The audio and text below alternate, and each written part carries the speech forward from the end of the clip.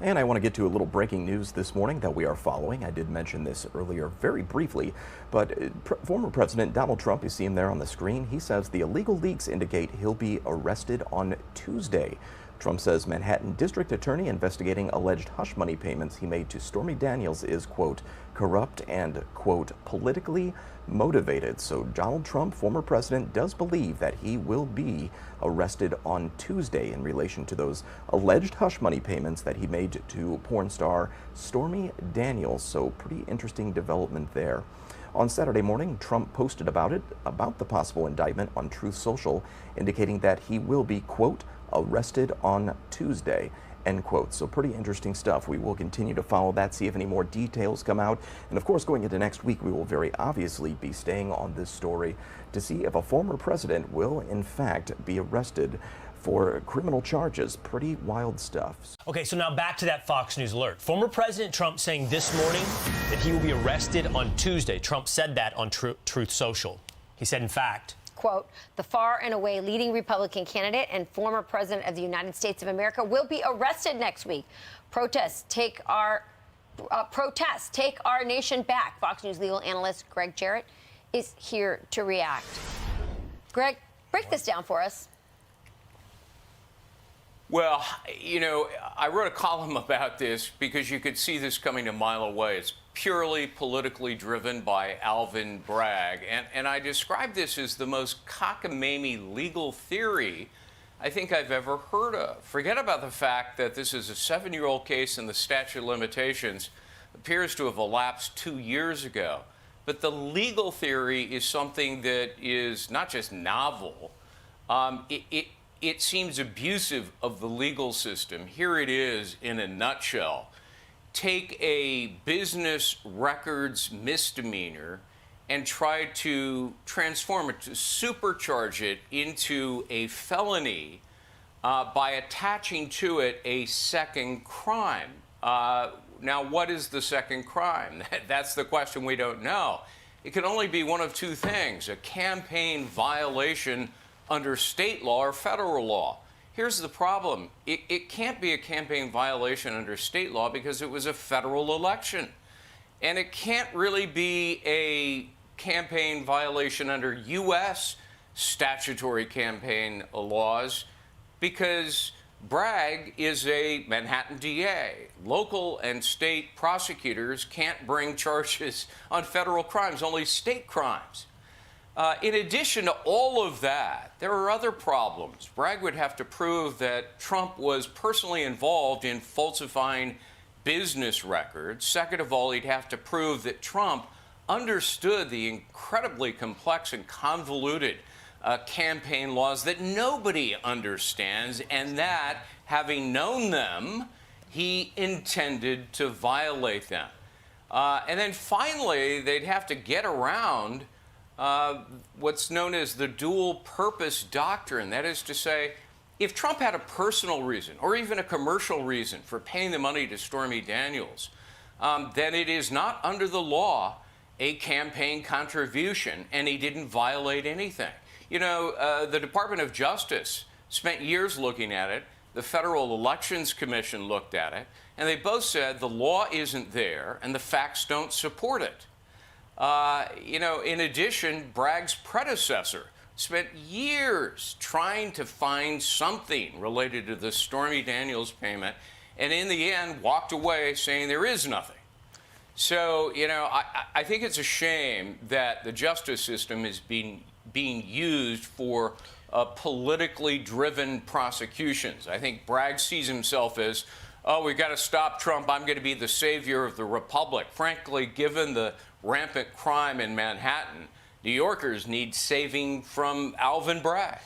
Hey, Greg, let me ask you what Tuesday may look like. Alvin Bragg has driven bail reform in New York City. New York City is a no-cash bail justice system, so I presume that means President Trump, if arrested according to his own Truth Social post, how would his Tuesday unfold? Well, he'll get bail. He still has Secret Service protection, as I understand it. Bragg's office notified federal officials, the Secret Service, and the Secret Service is not going to let go of the president they're protecting, even though he's a former president. And so this will be arranged. He'll probably be fingerprinted, and then he would be released on bail. Alvin Bragg has downgraded serious felonies to misdemeanors in Manhattan. That's his MO. The day he took office, he signed his manifesto. Armed robbery? Nah, it's just a petty misdemeanor.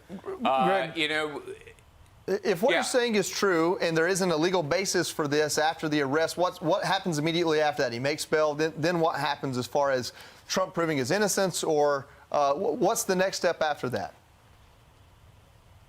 Well, there would have to be an arraignment in which there's a presentment of the charges against him. He has an opportunity to enter a plea, and then the case begins in earnest. He'll plead not guilty, of course. And I think the first thing his lawyers will do is to challenge the merits, the veracity of the charge against him and the law, just as I've described, that you cannot take a state crime and supercharge it into a felony, a misdemeanor into a felony, based on a federal law, if that's how this thing goes down. Now, maybe Bragg is somehow going to, say, oh, it was a violation of state campaign laws, in which case there will still be a motion to dismiss by Trump and his legal team to toss this case out based on the frailty of that argument. So, there'll be a bunch of legal challenges before it ever, gets to trial, if it ever gets to trial, and there will be appeals as well. Now, I was talking to Alan Dershowitz about this, and he said, look, Trump's problem, and Dersh is right, Trump's problem is you've got, a biased New York prosecutor, you probably got a biased jury, and just as you can convince a grand jury to indict a ham sandwich, as Dershowitz said, you could probably convince a New York jury to convict a ham sandwich. And so, Dershowitz said Trump's best course of action will eventually be on appeal. Can I ask you just the politics behind this? So, as you said, maybe with this jury, they're gonna, he'll come out convicted or whatever. What does that do for his ability to run? Will he look like a victim in this situation come Tuesday? Will that work out for him in some way, as it did in Mar-a-Lago? His ratings shot up after that.